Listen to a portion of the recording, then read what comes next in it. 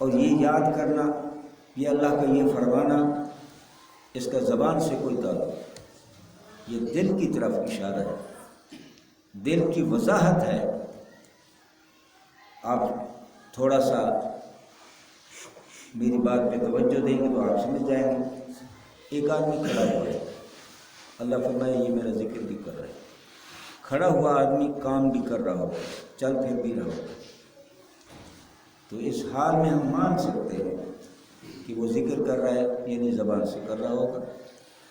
اللہ فرماتے ہیں وہ میرا ذکر کر رہا ہے، کام بھی کر رہا ہے، ذکر بھی کر رہا ہے۔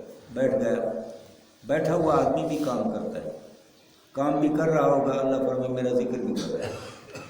اب سو گیا، سونے میں نیند شامل ہے، اللہ فرمائے وہ سو گیا، وہ نیند میں ہے، لیکن اللہ فرماتے ہیں وہ میرا ذکر بھی کر رہا ہے۔ اب زبان تو ہو گئی بند، وہ کون سا ذکر باقی ہے؟ وہ ہے دل۔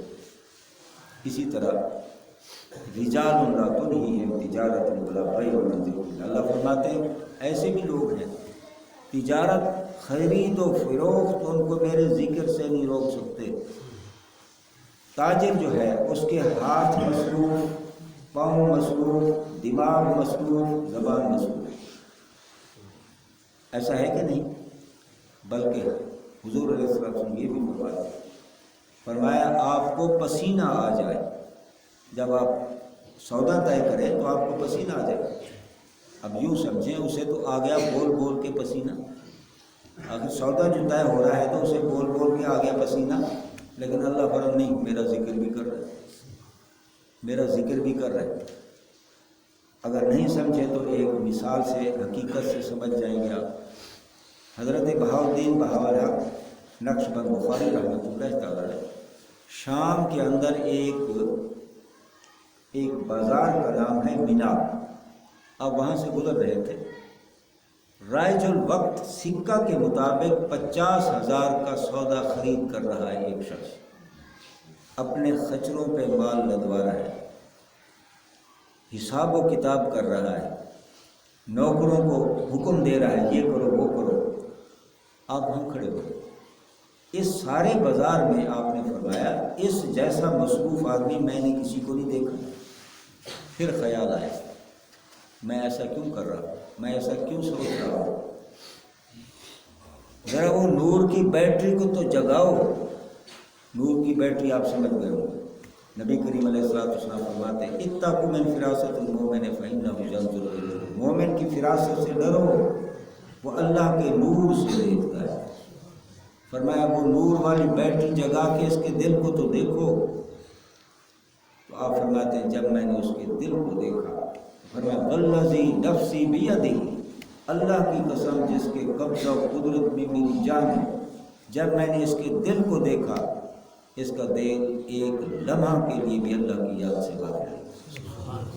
ادھر تجارت ہو گئی، سب سے بڑھ کر مصروف اسی کو دیکھا، اور سب سے بڑھ کر تو اس دل کو دیکھا تو سب سے بڑھ کر اسی کا دل اللہ کے ذکر میں مصروف ہے۔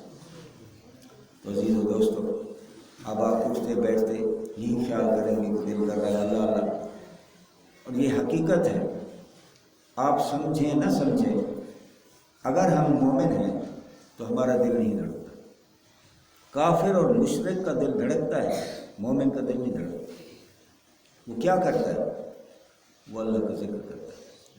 نبی کریم علیہ السلام فرماتے ہیں کہ بہترین شکر گزاری اللہ کا ذکر ہے۔ فاذکرونی اذکرکم واشکرونی ولا تکفرون، جب آپ ذکر کرو گے یعنی بہترین شکر گزاری اللہ کا ذکر ہے۔ اب اس سے بڑھ کر اور کیا انعام ہو سکتا ہے؟ اللہ فرماتا میں کہیں نہیں سما سکتا، جب سمانا چاہتا ہوں تو مومن کے دل میں سما جاتا ہوں۔ تو مومن کا دل اس شکر میں کہ اللہ نے مجھے اپنا گھر بنایا، وہ اللہ کا ذکر کرتا ہے۔ اب آپ سمجھ گئے ہوں گے میری بات، کہ کبھی بھول کر بھی یہ خیال نہ کریں کہ دل ہمارا دھڑکتا ہے۔ زاہد شراب پینے دے مسجد میں بیٹھ کر، زاہد شراب پینے دے مسجد میں بیٹھ کر، یا وہ جگہ بتا جہاں پر خدا ہے، جا نہیں یہ میں پینے کی جا نہیں، مشرک کے دل میں دیکھ وہاں پر خدا ہے، مومن کا دل پر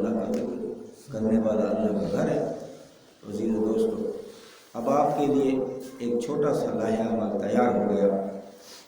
دل اللہ اللہ کے لیے وقف، زبان درود و سلام کے لیے وقف، پیشانی نماز کے لیے وقف، رہا بدن یہ اللہ نے اپنی مخلوق کی خدمت کے لیے عطا کیا.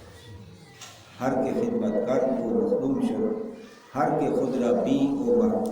آپ کسی بھی منصب پہ ہیں، کسی مسند پہ ہیں، چاہے کہ ایک عام سا جھاڑو پھیرنے والا اس کا ذہن صرف یہی ہو، اس سے آگے پیچھے بالکل نہ ہو، یہ ہو اللہ نے کچھ وقت کے لیے مجھے اپنی مخلوق کی خدمت کا اس حال میں موقع عطا کر،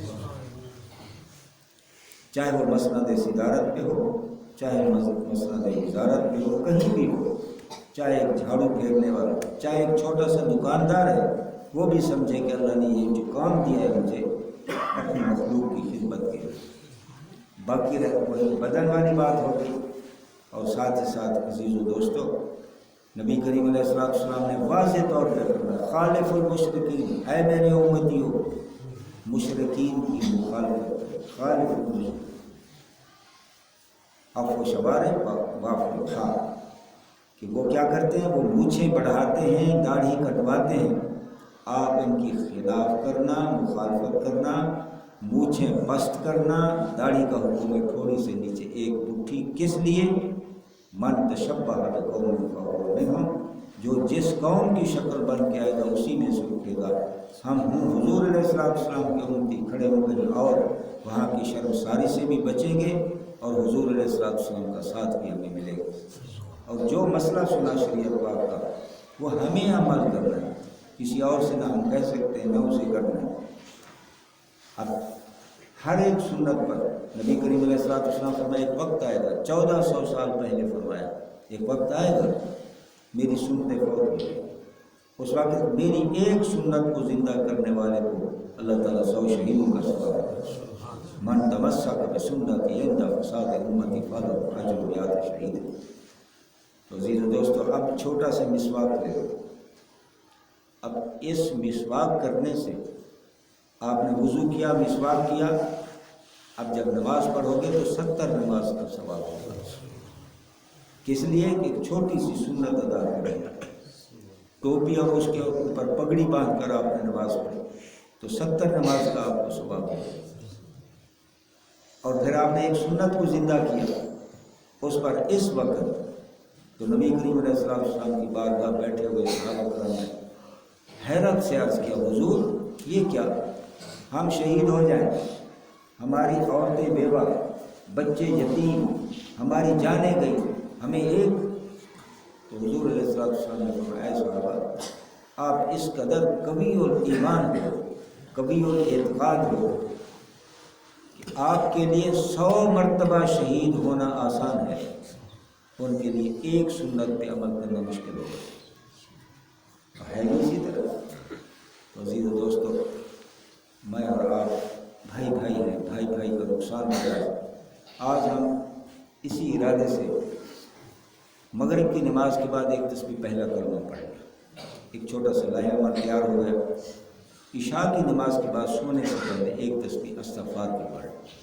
نبی کریم علیہ السلام نے فرمایا ہر بندے کو ہر روز، ہمیں نہیں خبر کہ کہاں دفن ہونا ہے، لیکن جہاں ہمیں دفن ہونا ہے قبر کو پتہ ہے، اس قبر کو معلوم ہے کہ کس کس نے میرے اندر آنا ہے. تو فرمایا وہی قبر ہر بندے کو ہر روز 70 مرتبہ یاد کرتی ہے اور اپنے سارے پیغامات یہی ہیں اس کے. انا بیت الدودت، انا بیت الوحشت، انا بیت الظلمت، بچھو کا گھر، ناک کا گھر، حزن کا گھر، یعنی تمام قسم کے ہولناک قسم کی خبریں وہ دیتی ہیں. تو حضور علیہ السلام فرماتے ہیں کہ میں بھی 70 مرتبہ استغفار پڑھتا ہوں، آپ بھی 70 مرتبہ استغفار پڑھتا. یہ قبر کا جواب ہو گیا. تو جیسی ہے سو ہے، میں اللہ سے معافی مانگ کے آ رہا ہوں. جسے اللہ معاف کر دے اے قبر تو اس کا کیا بگاڑ سکتی ہے. اللہ تعالیٰ ہم سب کو عمل کرنے کی توفیق عطا فرمائے. اچھا چند دوست بیعت ہونے کی غرض سے تشریف فرمائیں.